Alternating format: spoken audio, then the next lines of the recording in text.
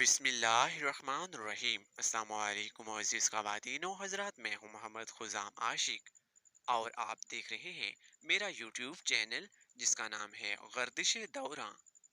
दोस्तों, आज के इस वीडियो में हम हज़रत खालिद बिन वलीद रज़ी ताला अन्हा की बेमिसाल शजाअत और बहादुरी की दास्तान बयान कर रहे हैं, जिसकी किस्त नंबर 10 आज शुरू की जा रही है।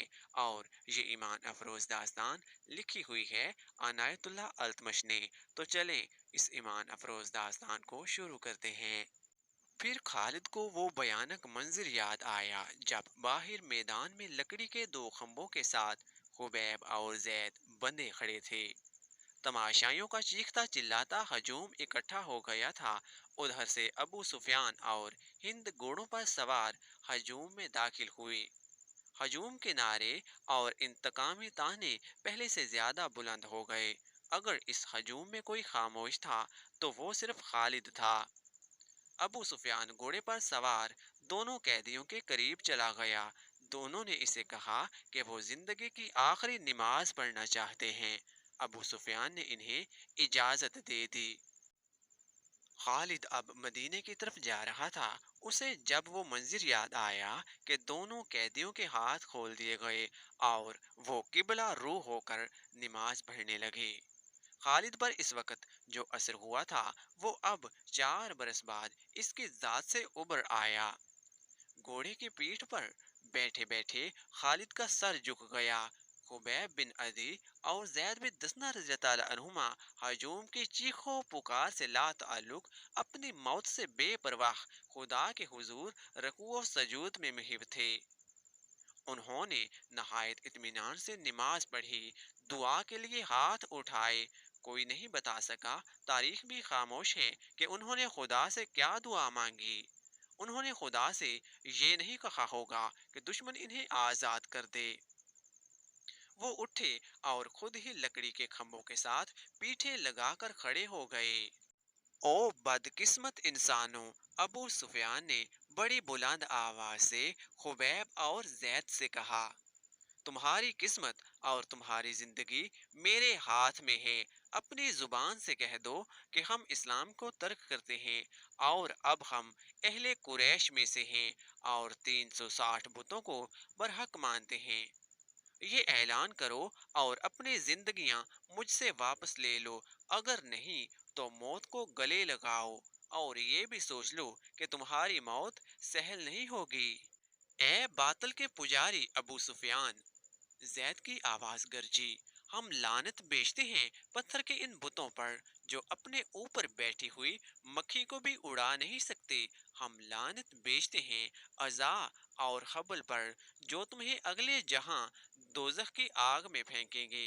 हम पुजारी हैं इस एक अल्लाह के जो रहमान और रहीम है, और हम आशिक हैं मोहम्मद के जो अल्लाह के रसूल हैं। मेरा रास्ता वही है जो जैद ने तुम्हें दिखा दिया है। खुबैब ने बुलंद आवाज से कहा, ए अहले मक्का, सच्चा वही है जिसके नाम पर हम कुर्बान हो रहे हैं। हमें नई जिंदगी मिलेगी जो इस जिंदगी से बहुत ज्यादा हसीन और मुकद्दस होगी। बांधो इन्हें खंभों के साथ, अबू सुफियान ने हुक्म दिया।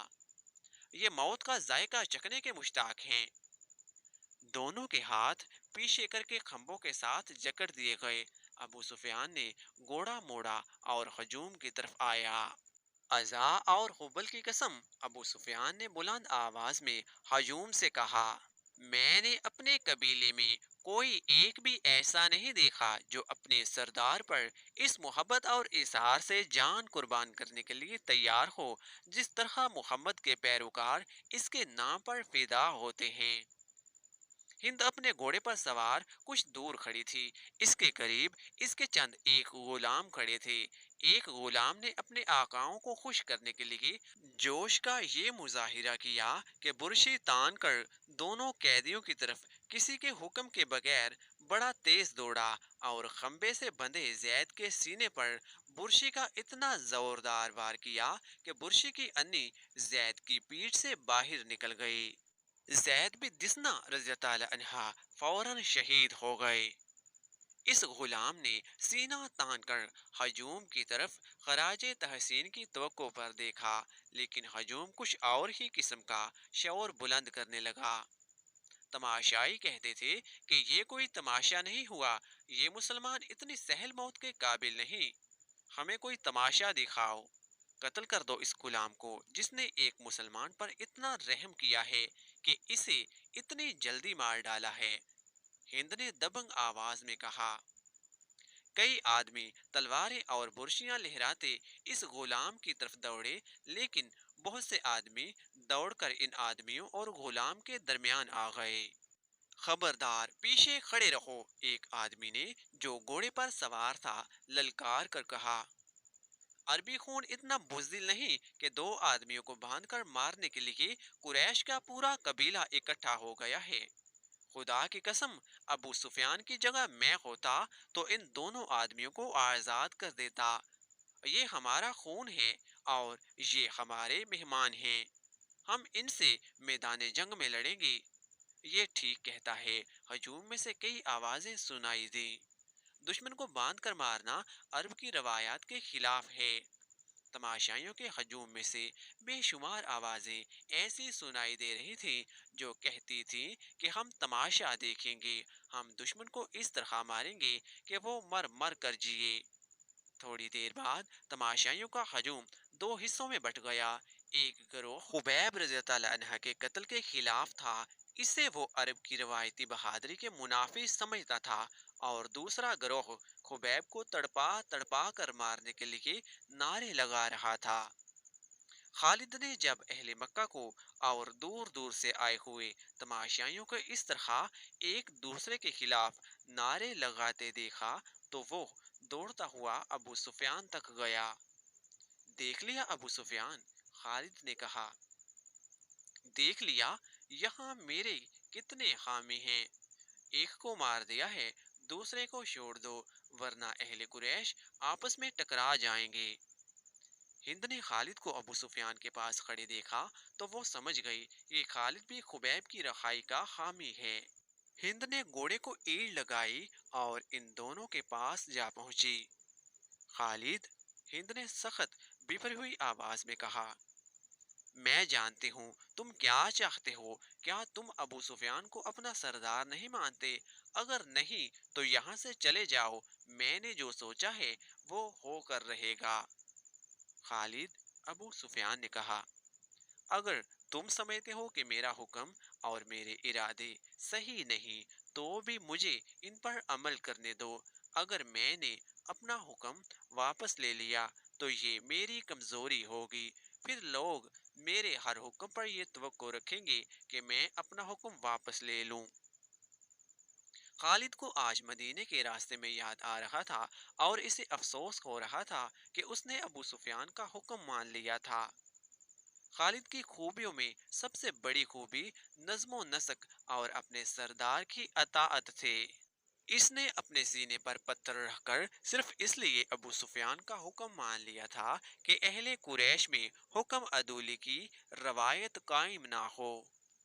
اے اہل مکہ، ابو سفیان نے دو گروہوں میں بٹے ہوئے تماشائیوں سے بلند آواز میں کہا، اگر آج یہاں دو مسلمانوں کے قتل پر ہم یوں بٹ گئے تو ہم میدان جنگ میں کسی نہ کسی مسئلے پر پھٹ جائیں گے اور فتح تمہارے دشمن کی ہوگی۔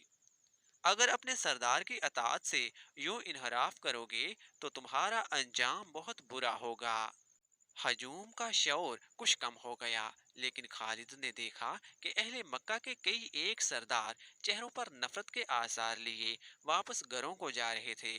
انہیں دیکھ کر بہت سے لوگ بھی جو تماشا دیکھنے آئے تھے واپس چلے گئے۔ خالد وہاں نہیں رکنا چاہتا تھا، لیکن وہ خطرہ محسوس کر رہا تھا کہ دونوں گروہ آپس میں ٹکرا جائیں گے۔ اس کے اپنے قبیلے کے زیادہ تر لوگ تماشائیوں میں موجود تھے، وہ کم از کم اپنے قبیلے کو اپنے قابو میں رکھ سکتا تھا۔ ہند نے تماشے کا پورا انتظام کر رکھا تھا۔ اس کے اشارے پر 40 کم سن لڑکے جن کے ہاتھوں میں برشیاں تھیں دوڑتے اور چیختے چلاتے ہوئے تماشائیوں میں سے نکلے اور خبیب رضی اللہ عنہ کے گرد ناچتے اور چیخنے چلانے لگے۔ دو چار لڑکے برشیاں تانے ہوئے خبیب تک جاتے اور برشیاں تول کر خبیب رضی اللہ عنہ پر وار کرتے، لیکن خبیب کو گزند پہنچائے بغیر ہاتھ روک لیتے۔ خبیب بدکتے اور نعرے لگاتے، میرا خدا سچا ہے اور محمد خدا کے رسول ہیں۔ چند اور لڑکے اس طرح برشیاں تان کر ان پر ہلہ بولتے جیسے خبیب رضی اللہ عنہ کے جسم کو شلنی کر دیں گے، لیکن وار کر کے وار روک لیتے۔ خبیب رضی اللہ عنہ کے بدکنے پر تماشائیوں کا ہجوم داد و تحسین کے نعرے اور کہکہے لگاتا۔ لڑکوں کا یہ کھیل کچھ دیر جاری رہا۔ اس کے بعد لڑکوں نے یہ طریقہ اختیار کیا کہ برشی کا وار بڑی زور سے کرتے، لیکن خبیب کے جسم پر اتنا سا وار لگتا کہ برشیوں کی انیاں خال میں ذرا سی اتر کر پیچھے آ جاتی۔ بہت دیر تک یہی کھیل چلتا رہا۔ تماشائی داد و تحسین کے نعرے اور خبیب اللہ اکبر اور محمد رسول اللہ کے نعرے بلند کرتے رہے۔ خبیب رضی اللہ عنہ کے کپڑے خون سے لال ہو چکے تھے۔ ابو جہل کا بیٹا اکرمہ ہاتھ میں برشی لیے ان لڑکوں کے پاس جا پہنچا اور انہیں ہدایت جاری کرنے لگا۔ لڑکے اب اپنی برشیاں خبیب کے جسم میں چبو رہے تھے۔ خبیب رضی اللہ عنہ کے جسم کا کوئی بھی حصہ ایسا نہ رہا جہاں برشی نہ چبھی ہو اور وہاں سے خون نہ ٹپک رہا ہو۔ ان کے چہرے پر بھی برشیاں ماری گئیں۔ جب بہت دیر گزر گئی اور لڑکے ناچ ناچ کر اور برشیاں چبو چبو کر تھک گئے تو اکرمہ نے لڑکوں کو وہاں سے ہٹا دیا۔ خبیب رضی اللہ عنہ خون میں نہائے ہوئے تھے اور ابھی زندہ تھے، ہر طرف دیکھ رہے تھے، ان کے نعروں میں کمی نہیں آئی تھی۔